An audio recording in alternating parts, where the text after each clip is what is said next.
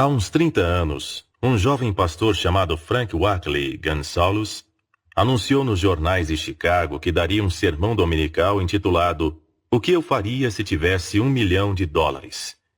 O anúncio chamou a atenção de Philip D. Armour, o abastado rei da indústria da carne, que decidiu ouvir a pregação.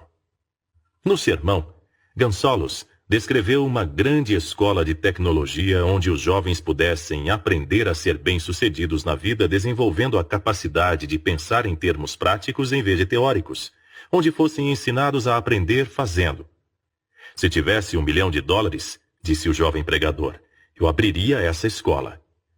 Terminado o sermão, Armour foi até o púlpito, apresentou-se e disse: "Rapaz, acredito que você possa fazer tudo o que falou.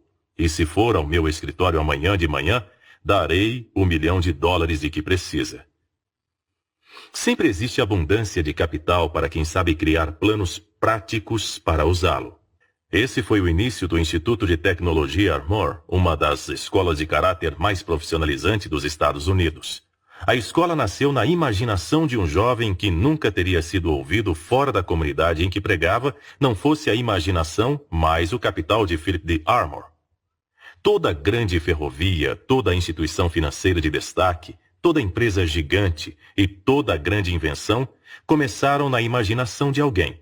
Frank Winfield Woolworth criou as lojas de 5 e 10 centavos na imaginação antes de torná-las realidade e ficar multimilionário. Thomas A. Edison criou o fonógrafo, o cinetoscópio, a lâmpada incandescente elétrica e dúzias de outras invenções úteis em sua imaginação antes que se tornassem realidade. Durante o incêndio de Chicago, comerciantes cujas lojas viraram fumaça permaneceram perto dos escombros de seus antigos negócios, lamentando as perdas. Muitos decidiram ir para outras cidades e começar de novo.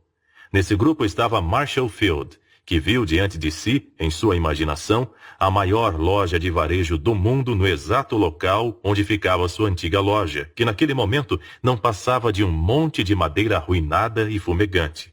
Essa loja se tornou realidade. Afortunado é o rapaz ou moça que cedo na vida aprende a usar a imaginação, e é duplamente afortunado nessa era de grandes oportunidades. A imaginação é uma faculdade mental que pode ser cultivada, desenvolvida, estendida e ampliada com o uso. Não fosse isso verdade, este curso das leis do sucesso não teria sido criado, pois foi concebido na imaginação do autor a partir de uma ideia semeada por um mero comentário casual de Andrew Carnegie.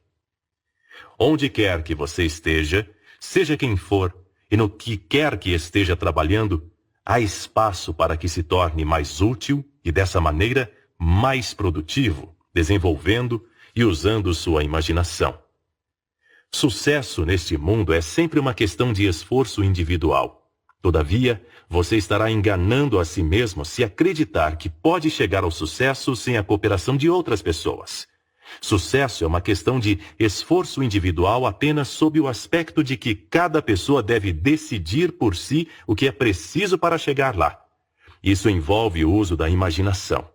Daí em diante, ter sucesso é uma questão de habilidade e tato para induzir os outros a cooperar.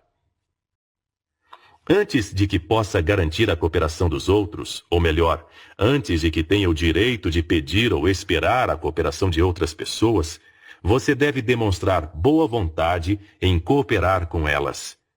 Por essa razão, a lição 9 deste curso, o hábito de fazer mais do que é pago para fazer, é uma em que você deve prestar especial atenção. A lei em que esta lição se baseia asseguraria praticamente sozinha o sucesso a todos que a praticassem em tudo o que fizessem. Nas últimas páginas da lição 1, encontra-se uma tabela de análise pessoal na qual 10 homens famosos foram examinados para que você estude e faça comparações. Observe a tabela cuidadosamente e repare nos pontos de perigo que significam fracasso para quem não os observa. Dos 10 homens analisados, 8 são conhecidos por serem bem-sucedidos, enquanto 2 podem ser considerados fracassados. Estude com cuidado o motivo pelo qual esses 2 fracassaram. A seguir, analise a si mesmo. Nas 2 colunas em branco, dê a si mesmo uma nota em cada uma das leis do sucesso no início do curso. No final do curso, dê notas novamente e observe os progressos. O objetivo do curso A Lei do Sucesso é possibilitar que você descubra o quanto pode se tornar mais capaz em seu campo de trabalho. Para este fim, você será analisado e todas as suas qualidades serão classificadas de modo que você possa organizá-las e utilizá-las da melhor maneira possível. Você pode não gostar do trabalho em que está envolvido. Existem 2 maneiras de sair desse trabalho. Uma delas é ter um interesse mínimo pelo que está fazendo, visando a simplesmente fazer o suficiente para se virar. Muito em breve você vai encontrar uma saída, pois a demanda pelos seus serviços cessará. A outra e melhor maneira é tornar-se tão útil e eficiente no que está fazendo que atrai a atenção favorável daqueles que têm o poder de promovê-lo para um trabalho de mais responsabilidade e mais de seu agrado.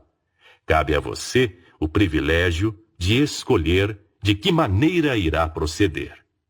Daí a importância da lição 10, a partir da qual você poderá aproveitar a melhor maneira de se autopromover.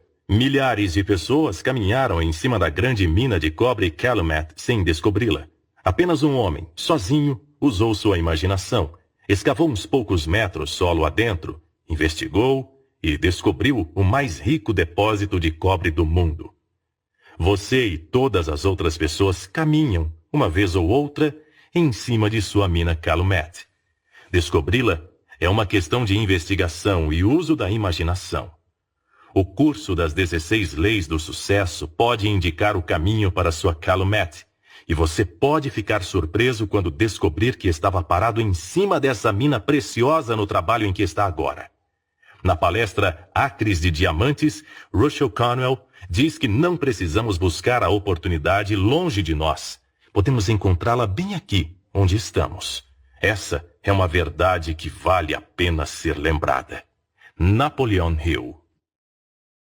Você pode fazer se acreditar que pode. Esse é um curso sobre os fundamentos do sucesso. Sucesso é, em grande parte, uma questão de se ajustar aos sempre variáveis ambientes da vida em um espírito de harmonia e equilíbrio. A harmonia baseia-se no entendimento das forças que constituem o ambiente. Portanto, este curso é, na realidade, um plano que pode ser seguido diretamente até o sucesso, pois ajuda o aluno a interpretar, entender e tirar o máximo de proveito das forças vitais do ambiente. Antes de começar a ler as lições da Lei do Sucesso, você precisa conhecer um pouco da história do curso. Você tem que saber exatamente o que o curso promete àqueles que o seguem e assimilam as leis e princípios sobre os quais se baseia. Você deve saber quais as limitações e quais as possibilidades deste curso, como um auxílio em sua luta por um lugar no mundo. Do ponto de vista de entretenimento, o curso A Lei do Sucesso ficaria muito aquém da maioria das publicações de variedades que se encontra nas bancas de revista. O curso foi criado para pessoas sérias, que dedicam pelo menos uma parte do tempo ao objetivo de ser bem-sucedidas na vida. O autor do curso A Lei do Sucesso não pretende competir com material escrito com o puro objetivo de entreter. O objetivo do autor ao preparar esse curso foi de natureza dupla, ou seja, primeiro ajudar o estudante sério a descobrir quais são suas fraquezas e, em segundo lugar, ajudar a criar um plano definido para transpor tais fraquezas. Os homens e mulheres mais bem-sucedidos do mundo tiveram que corrigir certos pontos fracos de suas personalidades antes de começar a ter sucesso. As fraquezas que mais se destacam como empecilhos ao sucesso são intolerância, cobiça, ganância, ciúmes, desconfiança, vingança, egotismo, vaidade, tendência de colher onde não se semeou e o hábito de gastar mais do que se ganha. Esses inimigos da humanidade e muitos outros não mencionados aqui são abrangidos no curso A Lei do Sucesso, de tal maneira que qualquer pessoa de inteligência razoável possa dominá-los com pouco esforço ou contratempo. Você deve saber, logo de início, que o curso A Lei do Sucesso já passou há muito do estágio experimental, tendo a seu favor um histórico de realizações digno de reflexão e análises sérias. Você deve saber também que o curso A Lei do Sucesso foi examinado e aprovado por algumas das mentes mais práticas de sua geração. O curso A Lei do Sucesso foi primeiramente utilizado como palestra apresentada pelo autor em praticamente todas as cidades e muitas pequenas localidades dos Estados Unidos por um período de mais de 7 anos. Talvez você tenha sido uma das centenas e milhares de pessoas que ouviu a palestra. Durante as palestras, o autor colocou assistentes junto ao público com o objetivo de interpretar as reações dos ouvintes e, com isso, descobriu exatamente qual o efeito causado nas pessoas. Como resultado desse estudo e análise, foram feitas muitas mudanças. A primeira grande vitória da filosofia da Lei do Sucesso ocorreu ao ser utilizada pelo autor como base de um curso de treinamento de um exército de vendas de 3.000 homens e mulheres. A maioria não tinha qualquer experiência anterior em vendas. O treinamento lhes permitiu ganhar mais de $1 milhão e pagar ao autor $30 mil por seus serviços, cobrindo um período de aproximadamente 6 meses. Inúmeros indivíduos e pequenos grupos de vendedores tiveram sucesso com a ajuda deste curso e os benefícios dele provenientes foram decisivos. A filosofia da Lei do Sucesso foi levada ao conhecimento de Don Ring Mallett, então editor do Daily News de Canton, Ohio, que formou uma parceria com o autor do curso e estava se preparando para pedir demissão do jornal e assumir a administração dos negócios do autor quando foi assassinado em 16 de julho de 1926. Antes disso, Mallett fizera tratativas com o juiz Albert H. Gary, presidente do Conselho da United States Steel Corporation, para a apresentação do curso A Lei do Sucesso a todos os empregados da empresa, ao custo total de aproximadamente $150 mil. O projeto foi interrompido pela morte de Gary, mas prova que o autor da Lei do Sucesso produziu um plano educacional de natureza duradoura. Gary estava plenamente apto a julgar o valor do curso, e o fato de ter analisado a filosofia da Lei do Sucesso e estar disposto a investir a vultuosa quantia de $150 mil é prova da solidez de tudo o que é dito sobre o curso. Você notará nesta lição introdutória alguns termos técnicos que podem não lhe parecer claros. Não se aborreça. Não tente entender tais termos na primeira leitura. Eles ficarão claros após a leitura do restante do curso. A lição 1 pretende apenas oferecer um plano de fundo para as outras 15 lições do curso, e você deve lê-la como tal. Você não será examinado na lição 1, mas deve lê-la muitas vezes, pois a cada leitura terá um pensamento ou ideia que não teve nas leituras anteriores. Na lição 1, você encontrará a descrição de uma lei da psicologia descoberta recentemente que é a pedra fundamental de toda a realização pessoal importante. Esta lei é referida pelo autor como Mastermind, significando uma mente desenvolvida graças à cooperação harmoniosa de 2 ou mais pessoas que se aliam com o objetivo de completar uma determinada tarefa, qualquer que seja. Se atua em vendas, você pode experimentar o Mastermind no trabalho diário de forma proveitosa. Verificou-se que um grupo de 6 ou 7 vendedores podem utilizar a lei com tamanha eficiência que suas vendas podem aumentar em proporções inacreditáveis. Seguro de vida é considerada a coisa mais difícil de se vender nesse mundo. Não deveria ser assim no caso de uma necessidade indiscutível como seguro de vida, mas é. Não obstante, alguns funcionários da seguradora Prudential Life, cujas vendas são na maioria apólices pequenas, formaram um grupinho com o objetivo de experimentar o Mastermind. O resultado foi que todos eles fecharam mais contratos nos primeiros 3 meses do experimento do que haviam firmado em todo o ano anterior. Aquilo que pode ser realizado por qualquer pequeno grupo de vendedores inteligentes de seguro de vida que aprende a aplicar o Mastermind é de atordoar a imaginação mais otimista e criativa. O mesmo pode ser dito de grupos de vendas e mercadorias e outras formas de serviço mais tangíveis que seguro de vida. Tenha isso em mente enquanto lê a lição 1 do curso A Lei do Sucesso, e não será exagero esperar que esta lição sozinha possa proporcionar entendimento suficiente da lei para mudar todo o rumo de sua vida. São as personalidades por trás de um negócio que determinam a medida do sucesso a ser desfrutado por tal empreendimento. Modifique as personalidades para que sejam mais agradáveis e mais atraentes aos clientes e o negócio irá prosperar. Em qualquer grande cidade dos Estados Unidos, pode-se comprar mercadorias de natureza e preços similares em dezenas de lojas. Mesmo assim, você sempre encontrará uma loja que se destaca e faz mais negócios que qualquer outra. O motivo é que, por trás dessa loja, há um homem ou homens que observaram as personalidades daqueles que têm contato com o público. As pessoas compram personalidades tanto quanto mercadorias, e é de se questionar se não são mais influenciadas pelas personalidades com que entram em contato do que pela mercadoria. O seguro de vida foi esmiuçado em uma base tão científica que o custo não varia muito, independentemente da empresa em que se compre. Todavia, entre centenas de empresas de seguro de vida, menos de uma dúzia delas respondem pela maior parte dos negócios nos Estados Unidos. Por quê? Personalidades. De cada 100 pessoas que compram seguro de vida, 99 não sabem o que consta em suas apólices. E, o que é mais surpreendente, não parecem se importar. O que elas realmente compram é a personalidade agradável de algum homem ou mulher que sabe o valor de cultivar tal personalidade. Sua atividade na vida, ou pelo menos a parte mais importante, é alcançar o sucesso.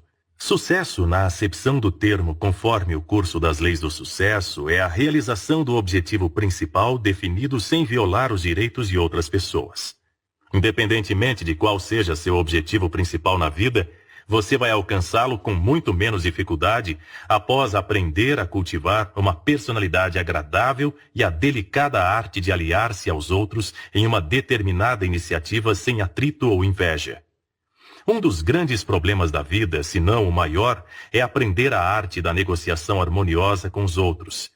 Este curso foi criado com o objetivo de ensinar as pessoas a negociar vida afora com harmonia e equilíbrio, livres dos efeitos destrutivos da discórdia e do atrito que levam milhões à miséria, necessidade e fracasso a cada ano.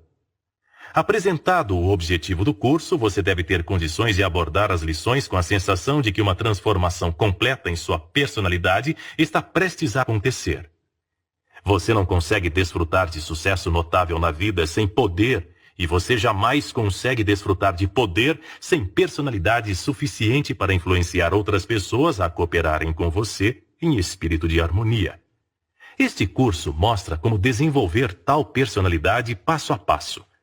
A falta de entendimento da lei em que se baseia a filosofia da regra de ouro é uma das principais causas de fracasso de milhões de pessoas que permanecem a vida inteira na miséria, pobreza e escassez.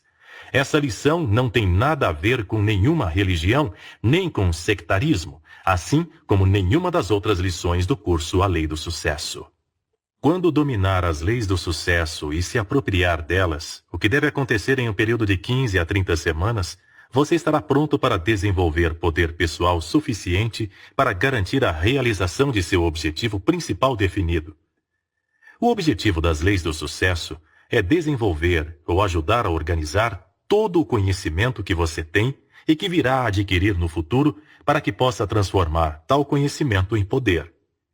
Você deve ler o curso A Lei do Sucesso com um caderno de anotações a seu lado, pois observará que com a leitura começarão a lampejar em sua mente ideias de como usar as leis para promover seus interesses pessoais. Você também deve começar a ensinar as leis para aqueles que mais lhe interessam, pois é bem sabido que quanto mais alguém tenta ensinar determinado assunto, mais aprende sobre o mesmo. Um pai de família pode fixar as leis do sucesso de modo tão indelével na mente de filhos jovens que o ensinamento mudará todo o curso de suas vidas. Também deve estimular a esposa a estudar o curso com ele por motivos que ficarão claros antes de você completar a leitura desta lição. Poder é um dos 3 objetivos básicos do esforço humano. O poder é de 2 tipos: aquele desenvolvido pela coordenação das leis físicas naturais e aquele desenvolvido pela organização e classificação do conhecimento. O poder que brota do conhecimento organizado é o mais importante, pois concede ao homem uma ferramenta com a qual pode transformar, redirecionar e, em certa medida, aproveitar e utilizar a outra forma de poder. O objetivo deste curso é sinalizar a rota pela qual o aluno pode viajar em segurança para coletar fatos que deseja agregar ao tecido do seu conhecimento. Existem 2 métodos principais de coleta de conhecimento: estudo, classificação e assimilação de fatos organizados por outras pessoas, e o processo pessoal de coleta, organização e classificação de fatos, geralmente chamado de experiência pessoal. Esta lição trata principalmente dos meios de estudar fatos e dados coletados e classificados por outros. O estágio de desenvolvimento conhecido como civilização nada mais é do que o conhecimento acumulado pelos povos. Esse conhecimento é de 2 tipos, mental e físico. Entre o conhecimento útil organizado pelo homem está a descoberta e a catalogação dos elementos químicos que constituem todas as formas materiais do universo. Por meio de estudo, análise e medições precisas, o homem descobriu a grandeza do lado material do universo, representada pelos planetas, sóis e estrelas, alguns deles 10 milhões de vezes maiores que a pequena Terra onde vivemos. Por outro lado, o homem descobriu a pequenez das formas físicas que constituem o universo pela redução dos elementos químicos em moléculas, átomos e, finalmente, a menor partícula, o elétron. Um elétron não pode ser visto. É simplesmente um centro de força positivo ou negativo. O elétron é o início de tudo de natureza física. Moléculas, átomos e elétrons. Para entender tanto o detalhe quanto as perspectivas pelas quais o conhecimento é coletado, organizado e classificado, parece essencial que o aluno comece pelas menores e mais simples partículas da matéria física, pois são o alfabeto com que a natureza construiu toda a estrutura física do universo.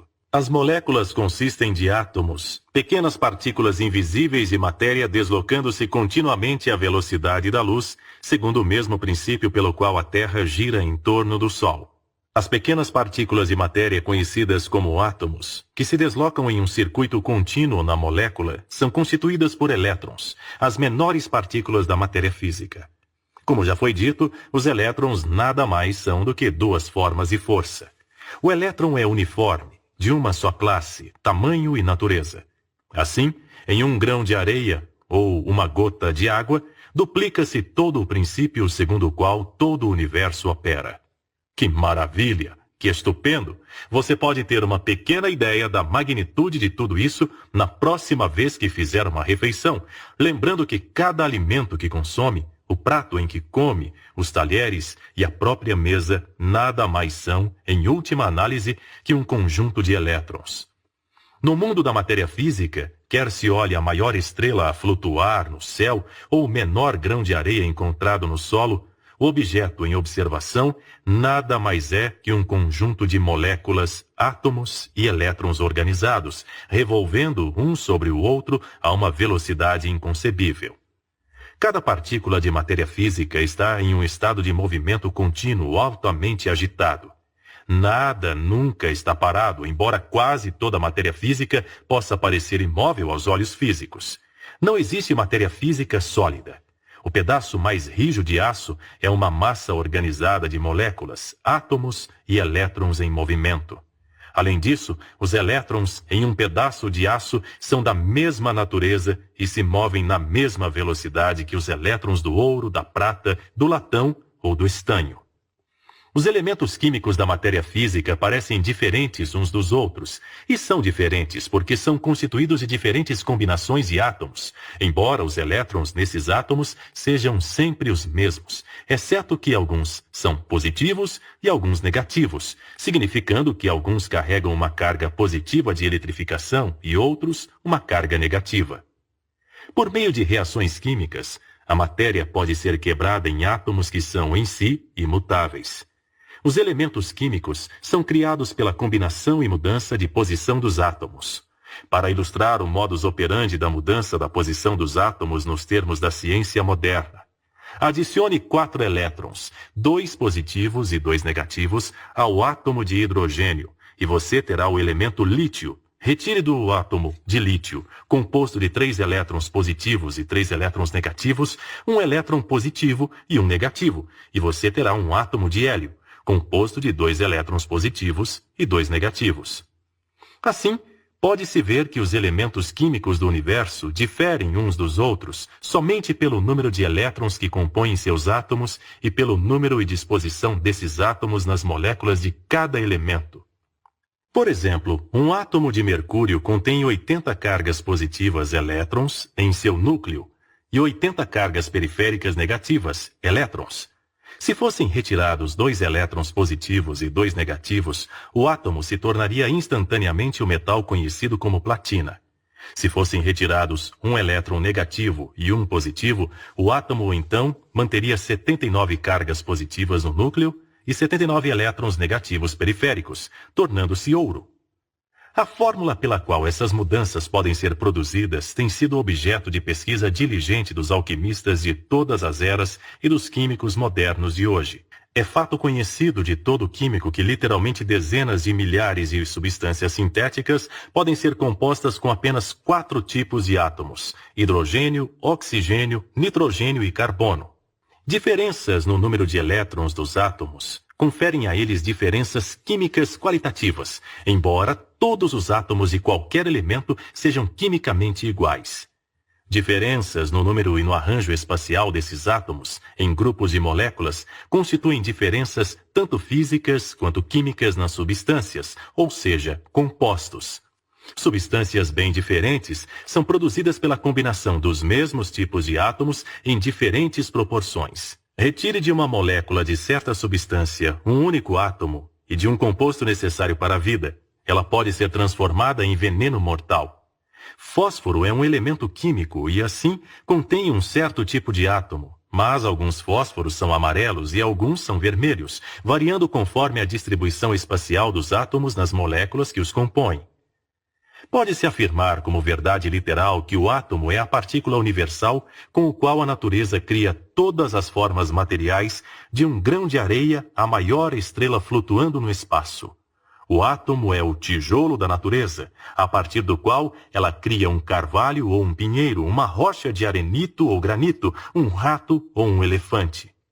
Alguns dos mais hábeis pensadores argumentaram que a Terra e toda a partícula material sobre ela teve início com 2 átomos que se uniram um ao outro e, ao longo de centenas de milhões de anos voando pelo espaço, contataram e acumularam outros átomos passo a passo até a Terra ser formada. Segundo eles, essa seria a causa dos vários e diferentes estratos e substâncias do planeta, tais como veios de carvão, depósitos de minério de ferro, de ouro e prata, de cobre, etc. O argumento desses pensadores é que, enquanto a Terra girava pelo espaço, contatou vários tipos de nebulosas, ou átomos, dos quais prontamente se apropriou por causa da atração magnética. Existe muita coisa na composição da superfície da Terra que apoia essa teoria, embora possa não haver nenhuma evidência positiva de sua solidez. Esses fatos relacionados às menores partículas de matéria analisáveis foram brevemente referidos para servir de ponto de partida para determinarmos como desenvolver e aplicar o poder. Observamos que toda matéria é um estado de vibração ou movimento constante, que a molécula é composta de partículas chamadas átomos, que por sua vez são compostos por partículas de movimento rápido chamadas elétrons. O fluido vibrante da matéria. Em cada partícula de matéria existe um fluido invisível ou força que faz com que os átomos circulem uns ao redor dos outros em uma velocidade inconcebível. Esse fluido é uma forma de energia que nunca foi analisada. Até agora tem intrigado toda a comunidade científica. Muitos cientistas acreditam tratar-se da mesma energia que chamamos de eletricidade. Outros preferem chamá-la de vibração. Alguns investigadores acreditam que a taxa de velocidade com que essa força, chame-a como preferir, se move, determina em grande medida a natureza exterior visível dos objetos físicos do universo. Uma taxa de vibração dessa energia fluida causa o que é conhecido como som. O ouvido humano pode detectar somente o som produzido de 20 a cerca de 20 mil ciclos por segundo. À medida que os ciclos por segundo aumentam acima do que chamamos de som, a vibração começa a se manifestar em forma de calor. Hoje, esse fenômeno é usado em fornos e micro-ondas. Ainda mais acima na escala, as vibrações ou ciclos começam a ser registrados em forma de luz. Os raios ultravioleta normalmente são invisíveis, e a energia com comprimento de onda ainda maior que o ultravioleta também é invisível, mas pode ter um efeito tremendo sobre os objetos físicos. A ciência ainda está investigando esses limites superiores, e talvez as descobertas futuras expliquem o que hoje ainda permanece um mistério. E, ainda mais acima na escala, em uma altura que até o momento ninguém é capaz de saber qual seja, as vibrações ou ciclos criam o poder, creio eu, com que o homem pensa.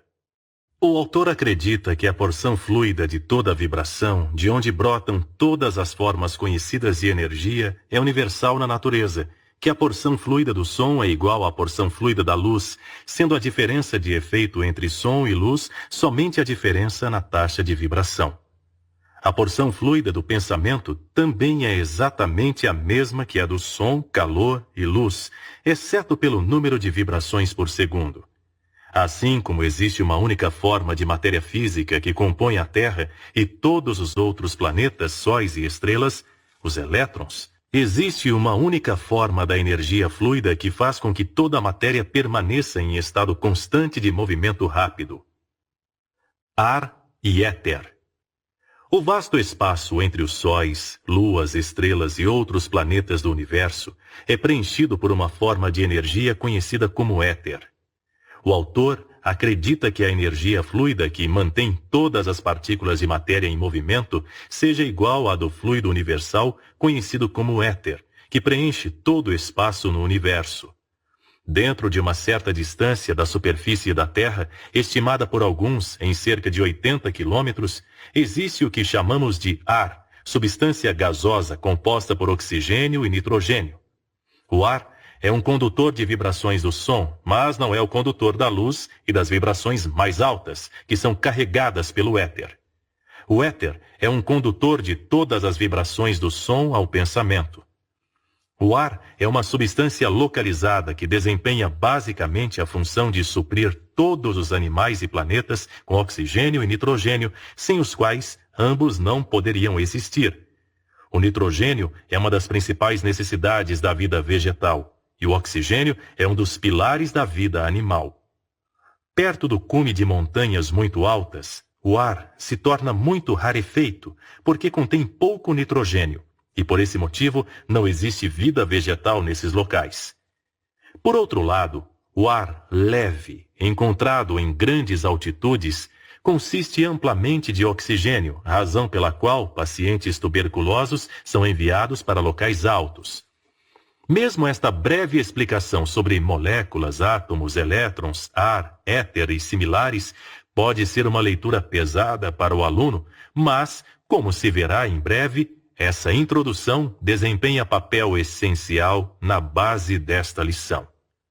Não desanime se essa descrição não parece ter nenhum dos efeitos emocionantes de um conto de ficção moderno. Você está seriamente empenhado em descobrir quais são suas competências e como organizá-las e aplicá-las. Para completar essa descoberta com sucesso, você deve combinar determinação, persistência e um desejo bem definido de coletar e organizar conhecimento.